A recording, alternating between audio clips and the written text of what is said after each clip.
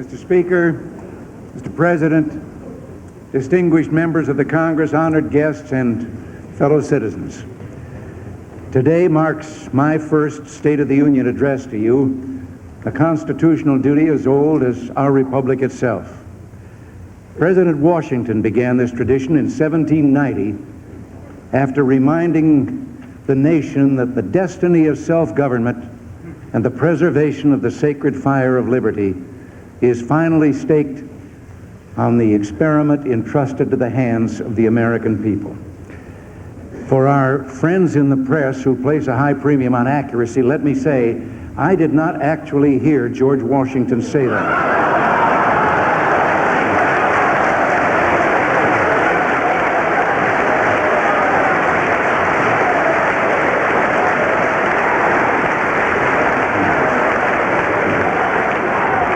But it is a matter of historic record.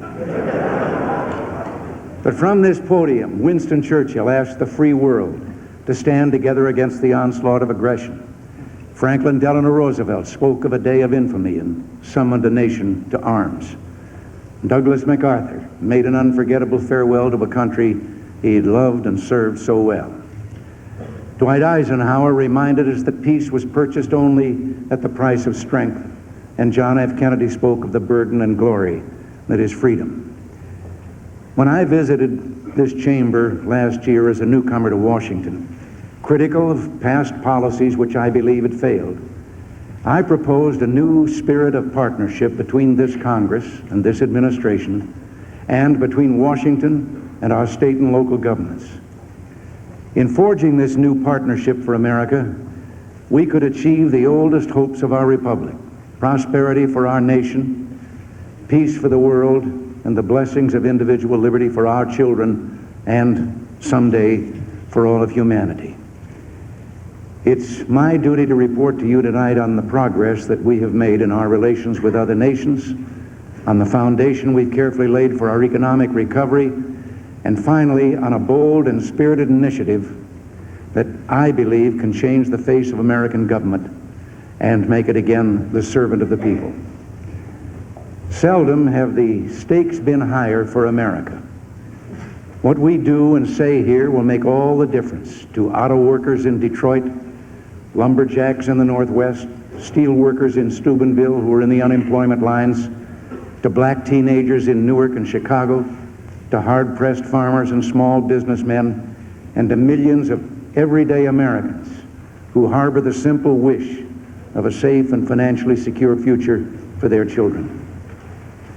To understand the State of the Union, we must look not only at where we are and where we're going, but where we've been. The situation at this time last year was truly ominous. The last decade has seen a series of recessions. There was a recession in 1970, in 1974, and again in the spring of 1980. Each time, unemployment increased and inflation soon turned up again. We coined the word stagflation to describe this. Government's response to these recessions was to pump up the money supply and increase spending. In the last 6 months of 1980, as an example, the money supply increased at the fastest rate in post-war history, 13%. Inflation remained in double digits, and government spending increased at an annual rate of 17%. Interest rates reached a staggering 21.5%. There were 8 million unemployed. Late in 1981, we sank into the present recession, largely because continued high interest rates hurt the auto industry and construction, and there was a drop in productivity and the already high unemployment increased. This time, however, things are different. We have an economic program in place completely different from the artificial quick fixes of the past. It calls for a reduction of the rate of increase in government spending, and already that rate has been cut nearly in half. But reduced spending alone isn't enough. We've just implemented the first and smallest phase of a 3-year tax rate reduction designed to stimulate the economy and create jobs. Already, interest rates are down to 15.75%, but they must still go lower. Inflation is down from 12.4% to 8.9%. And for the month of December, it was running at an annualized rate of 5.2%. If we had not acted as we did, things would be far worse for all Americans than they are today.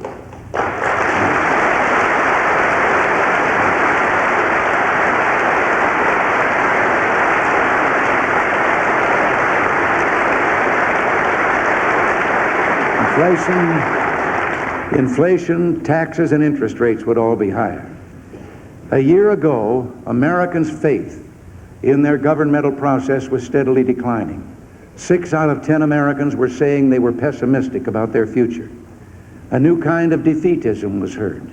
Some said our domestic problems were uncontrollable, that we had to learn to live with this seemingly endless cycle of high inflation and high unemployment. There were also pessimistic predictions about the relationship between our administration and this Congress. It was said we could never work together. Well, those predictions were wrong.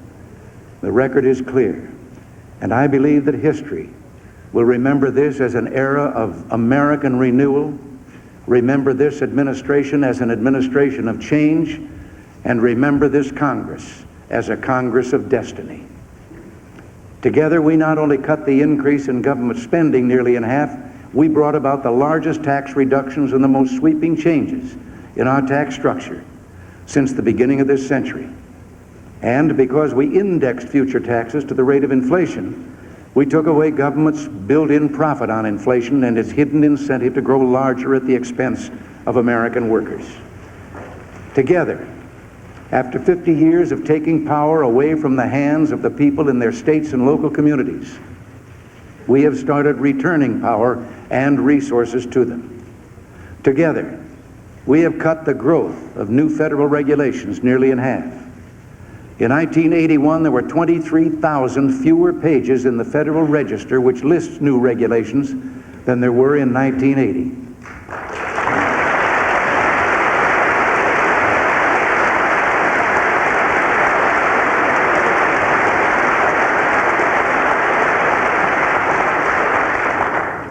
By deregulating oil, we've come closer to achieving energy independence and helped bring down the cost of gasoline and heating fuel. Together, we have created an effective federal strike force to combat waste and fraud in government.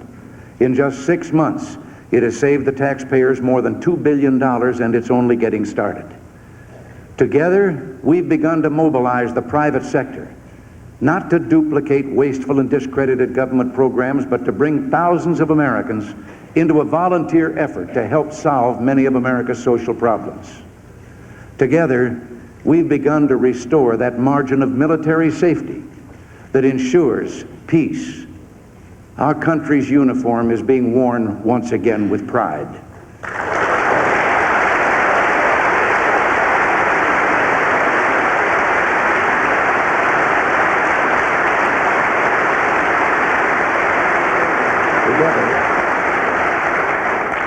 Together, we have made a new beginning, but we have only begun.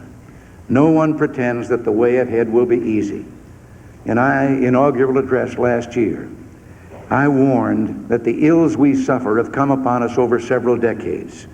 They will not go away in days, weeks, or months, but they will go away because we as Americans have the capacity now, as we've had it in the past, to do whatever needs to be done to preserve this last and greatest bastion of freedom.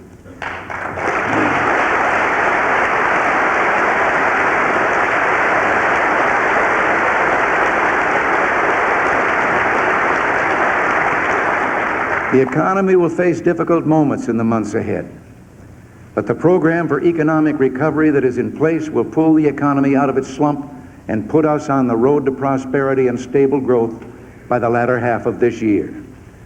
And that is why I can report to you tonight that in the near future, the State of the Union and the economy will be better, much better, if we summon the strength to continue on the course that we've charted.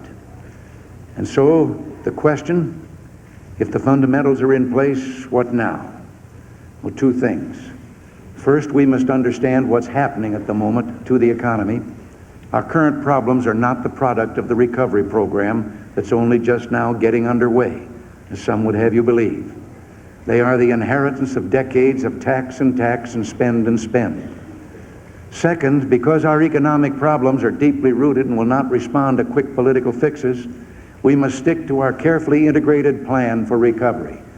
And that plan is based on 4 common sense fundamentals: continued reduction of the growth in federal spending, preserving the individual and business tax reductions that will stimulate saving and investment, removing unnecessary federal regulations to spark productivity, and maintaining a healthy dollar and a stable monetary policy, the latter a responsibility of the Federal Reserve System. The only alternative being offered to this economic program is a return to the policies that gave us $1 trillion debt, runaway inflation, runaway interest rates, and unemployment. The doubters would have us turn back the clock with tax increases that would offset the personal tax rate reductions already passed by this Congress. Raise present taxes to cut future deficits, they tell us. Well, I don't believe we should buy that argument. There are too many imponderables for anyone to predict deficits or surpluses several years ahead with any degree of accuracy. The budget in place when I took office had been projected as balanced. It turned out to have one of the biggest deficits in history. Another example of the imponderables that can make deficit projections highly questionable: a change of only 1 percentage point in unemployment can alter a deficit up or down by some $25 billion. As it now stands, our forecasts, which we're required by law to make, will show major deficits starting at less than $100 billion and declining, but still too high. More important, we're making progress with the 3 keys to reducing deficits: economic growth, lower interest rates, and spending control. The policies we have in place will reduce the deficit steadily, surely, and in time, completely. Higher taxes would not mean lower deficits. If they did, how would we explain that tax revenues more than doubled just since 1976? Yet in that same 6-year period, we ran the largest series of deficits in our history. In 1980, tax revenues increased by $54 billion, and in 1980, we had one of our all-time biggest deficits. Raising taxes won't balance the budget. It will encourage more government spending and less private investment. Raising taxes will slow economic growth, reduce production, and destroy future jobs, making it more difficult for those without jobs to find them, and more likely that those who now have jobs could lose them. So, I will not ask you to try to balance the budget on the backs of the American taxpayers.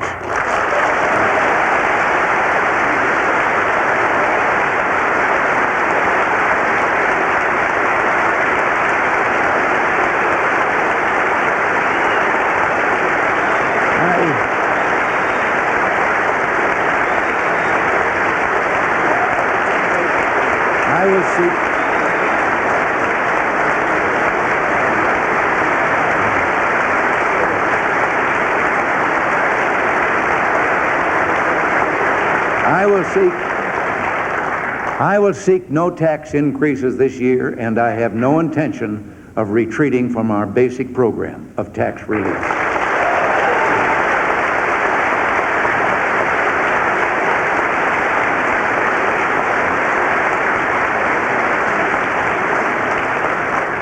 I promise to bring the American people to bring their tax rates down and to keep them down, to provide them incentives to rebuild our economy, to save, to invest in America's future. I will stand by my word.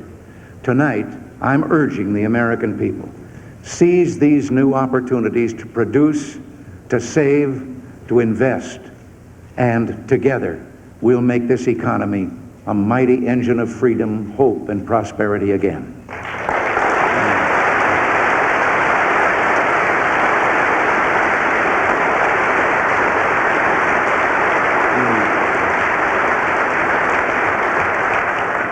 Now, The budget deficit this year will exceed our earlier expectations. The recession did that.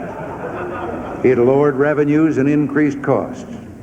To some extent, we're also victims of our own success. We brought inflation down faster than we thought we could, and have thus deprived...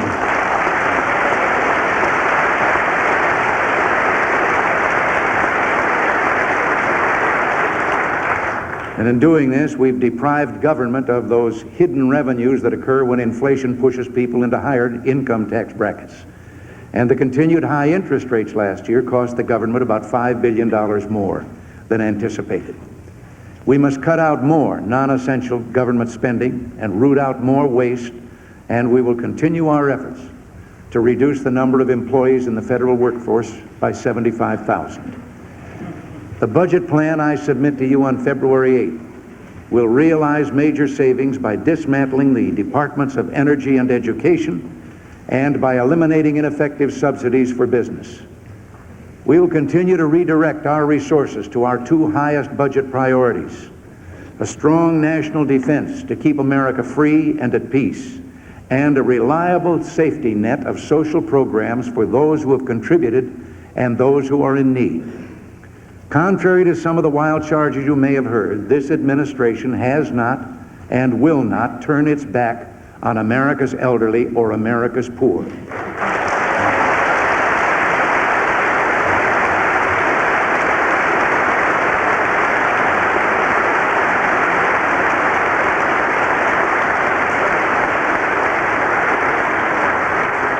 Under the new budget, funding for social insurance programs will be more than double the amount spent only 6 years ago.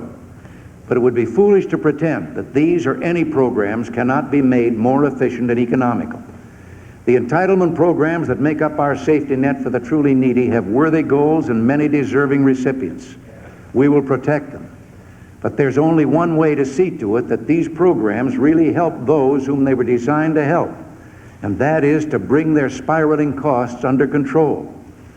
Today, we face the absurd situation of a federal budget with 3/4 of its expenditures routinely referred to as uncontrollable, and a large part of this goes to entitlement programs.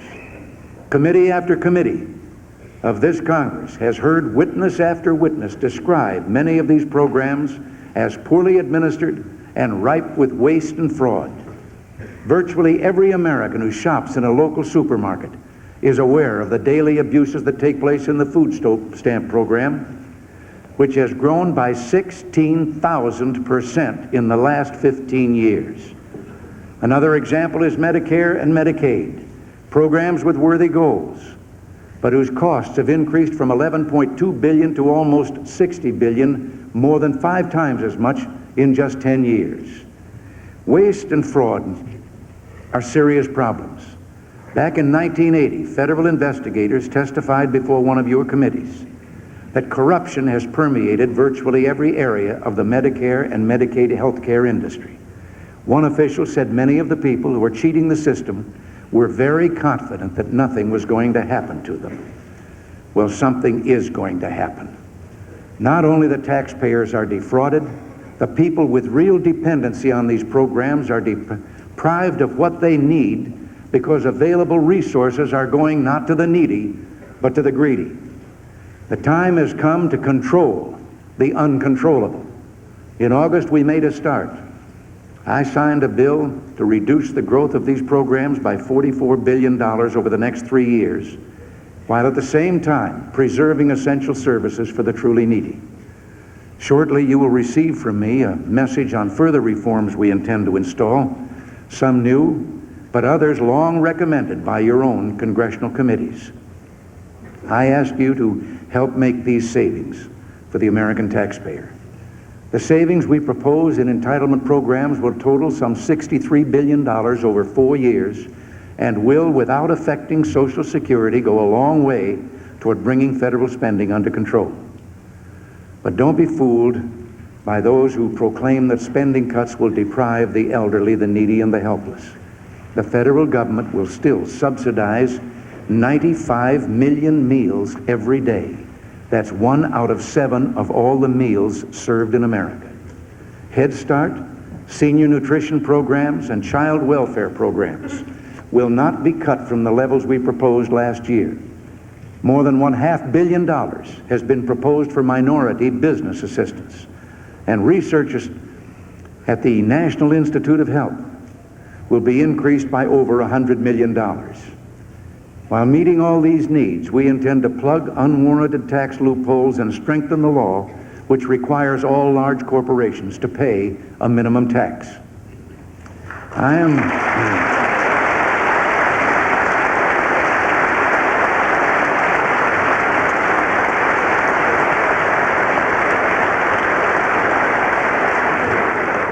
am confident the economic program we've put into operation will protect the needy while it triggers a recovery that will benefit all Americans. It will stimulate the economy, result in increased savings, and provide capital for expansion, mortgages for home building, and jobs for the unemployed.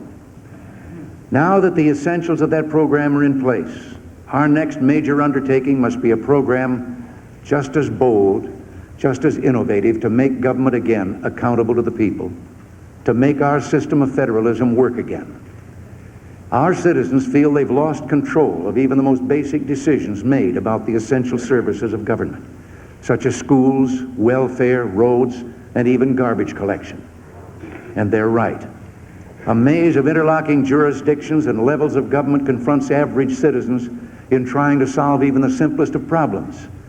They don't know where to turn for answers, who to hold accountable, who to praise, who to blame, who to vote for or against.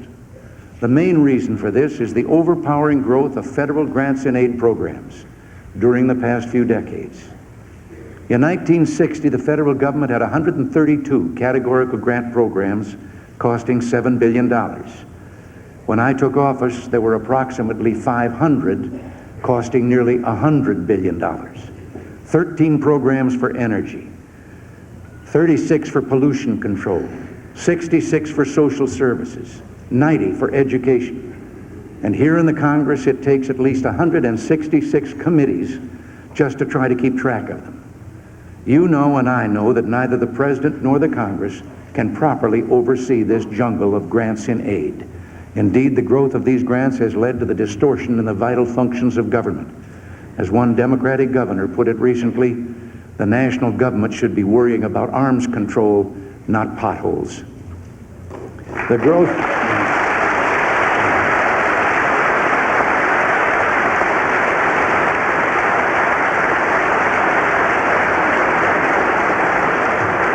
growth in these federal programs has, in the words of one Intergovernmental Commission, made the federal government more pervasive, more intrusive, more unmanageable, more ineffective and costly, and above all, more accountable.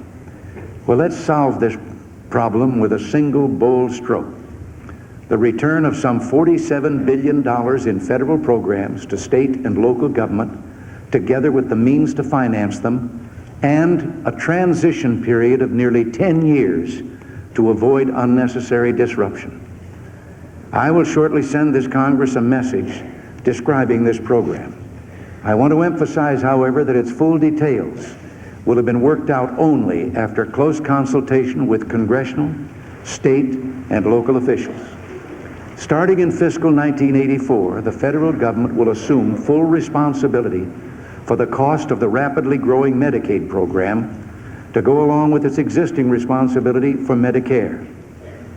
As part of a financially equal swap, the states will simultaneously take full responsibility for aid to families with dependent children and food stamps.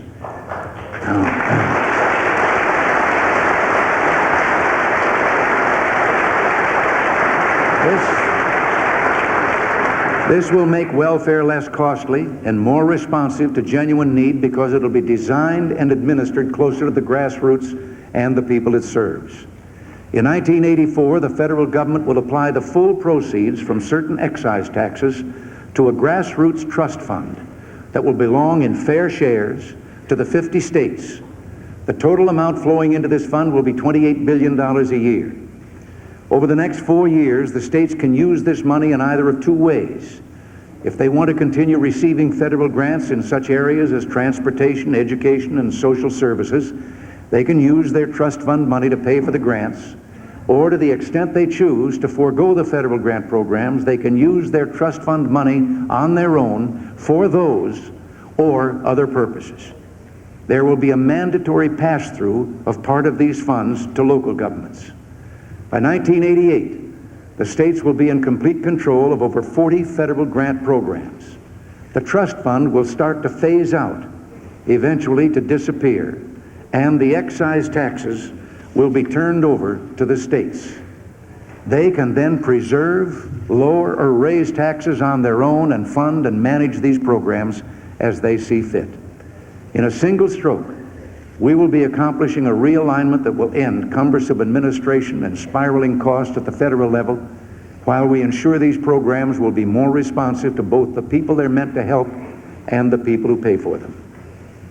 Hand in hand with this program to strengthen the discretion and flexibility of state and local governments, we're proposing legislation for an experimental effort to improve and develop our depressed urban areas in the 1980s and 90s. This legislation will permit states and localities to apply to the federal government for designation as urban enterprise zones.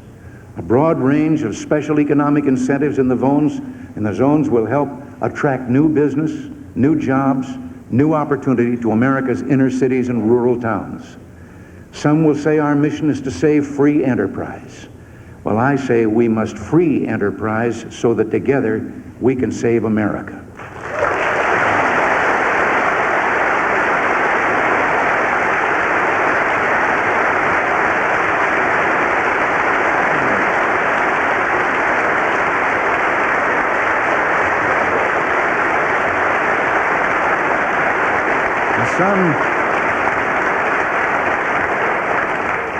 Some will also say our states and local communities are not up to the challenge of a new and creative partnership. Well, that might have been true 20 years ago, before reforms like reapportionment and the Voting Rights Act, the 10-year extension of which I strongly support. It's no longer true today. This administration has faith in state and local governments and the constitutional balance envisioned for the Founding Fathers. We also believe in the integrity, decency, and sound good sense of grassroots Americans.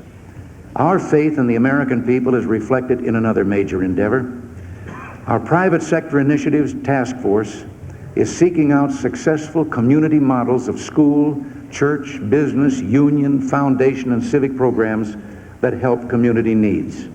Such groups are almost invariably far more efficient than government in running social programs. We're not asking them to replace discarded and often discredited government programs dollar for dollar, service for service. We just want to help them perform the good works they choose and help others to profit by their example. 385,000 corporations and private organizations are already working on social programs ranging from drug rehabilitation to job training, and 1,000 more Americans have written us asking how they can help. The volunteer spirit is still alive and well in America.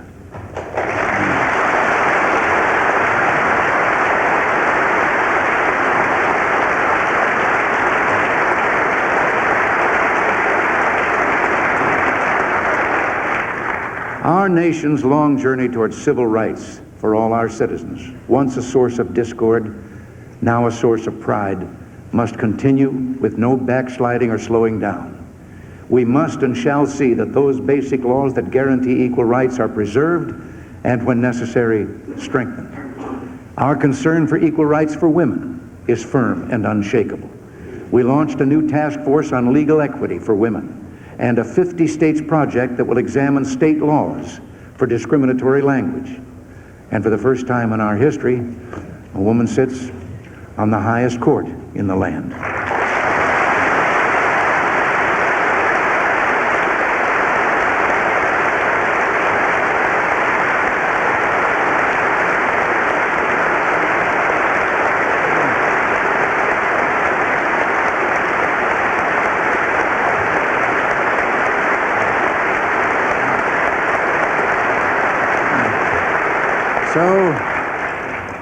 So too, the problem of crime, one as real and deadly serious as any in America today.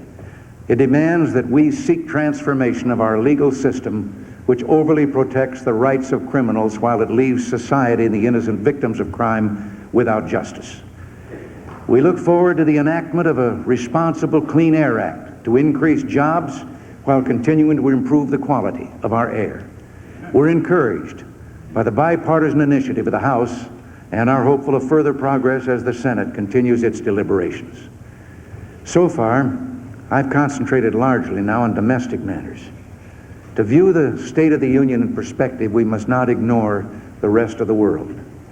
There isn't time tonight for a lengthy treatment of social or foreign policy, I should say, a subject I intend to address in detail in the near future.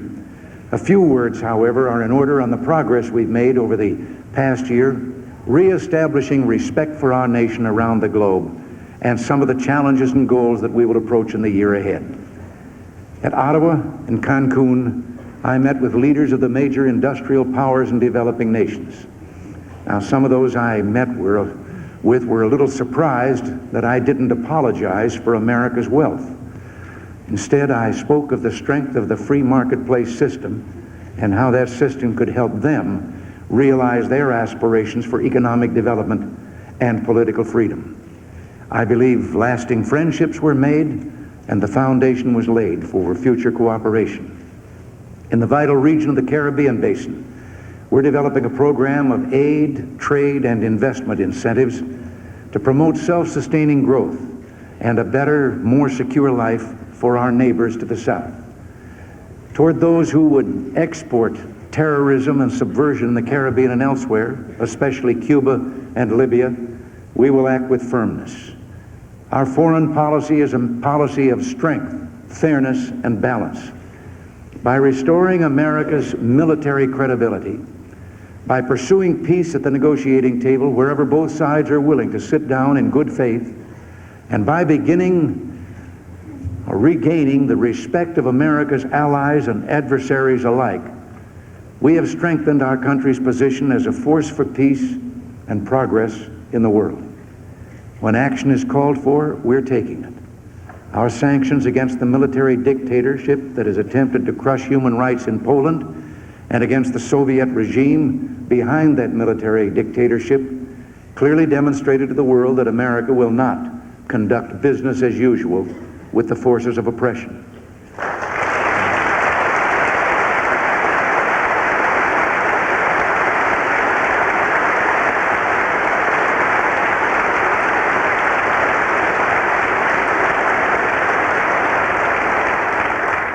If the events in Poland continue to deteriorate, further measures will follow. Now, let me also note that private American groups have taken the lead in making January 30th a day of solidarity with the people of Poland. So too, the European Parliament has called for March 21st to be an International Day of Support for Afghanistan. Well, I urge all peace-loving peoples to join together on those days, to raise their voices, to speak and pray for freedom. Meanwhile, we're working for reduction of arms and military activities, as I announced in my address to the nation last November 18th. We have proposed to the Soviet Union a far-reaching agenda for mutual reduction of military forces and have already initiated negotiations with them in Geneva on intermediate-range nuclear forces. In those talks, it is essential that we negotiate from a position of strength. There must be a real incentive for the Soviets to take these talks seriously. This requires that we rebuild our defenses. In the last decade, while we sought the moderation of Soviet power through a process of restraint and accommodation, the Soviets engaged in an unrelenting buildup of their military forces. The protection of our national security has required that we undertake a substantial program to enhance our military forces.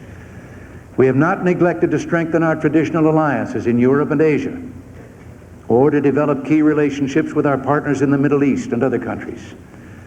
Building a more peaceful world requires a sound strategy and the national resolve to back it up. When radical forces threaten our friends, when economic misfortune creates conditions of instability, when strategically vital parts of the world fall under the shadow of Soviet power, our response can make the difference between peaceful change or disorder and violence. That's why we've laid such stress not only on our own defense, but on our vital foreign assistance program. Your recent passage of the Foreign Assistance Act sent a signal to the world that America will not shrink from making the investments necessary for both peace and security. Our foreign policy must be rooted in realism, not naivete or self-delusion. A recognition of what the Soviet Empire is about is the starting point. Winston Churchill, in negotiating with the Soviets, observed that they respect only strength and resolve in their dealings with other nations. That's why we've moved to reconstruct our national defenses. We intend to keep the peace. We will also keep our freedom.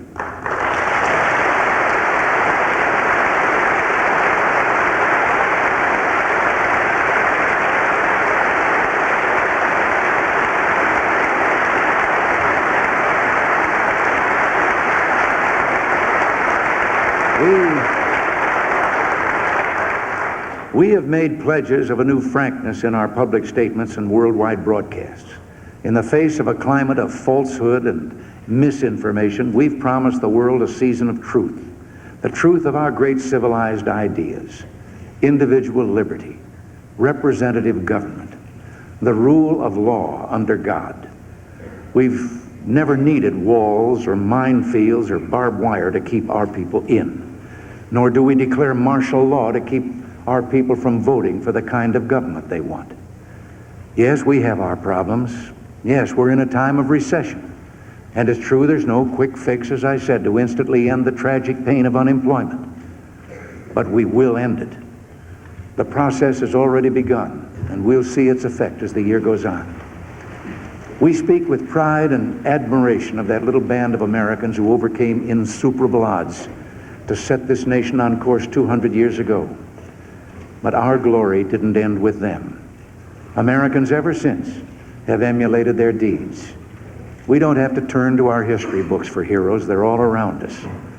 One who sits among you here tonight epitomized that heroism at the end of the longest imprisonment ever inflicted on men of our armed forces.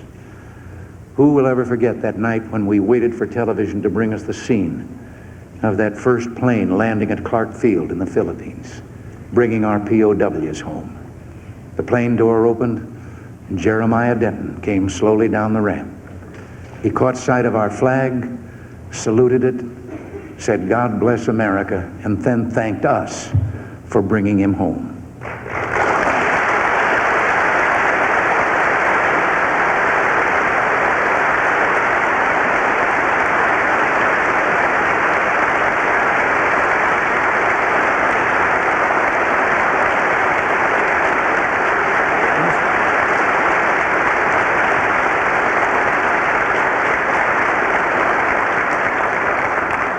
Just 2 weeks ago, in the midst of a terrible tragedy on the Potomac, we saw again the spirit of American heroism at its finest.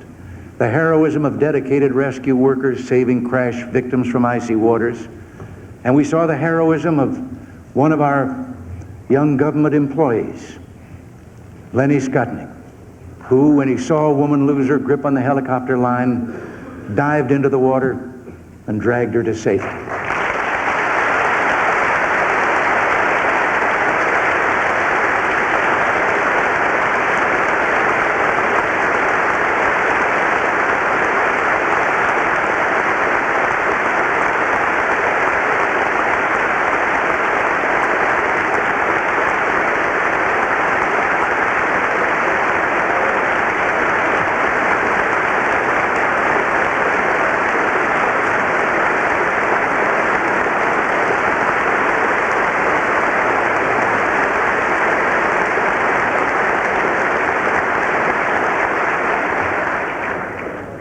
Then there are countless quiet, everyday heroes of American life. Parents who sacrifice long and hard so their children will know a better life than they've known. Church and civic volunteers who help to feed, clothe, nurse, and teach the needy. Millions who have made our nation and our nation's destiny so very special. Unsung heroes who may not have realized their own dreams themselves, but then who reinvest those dreams in their children. Don't let anyone tell you that America's best days are behind her, that the American spirit has been vanquished. We've seen it triumph too often in our lives to stop believing in it now.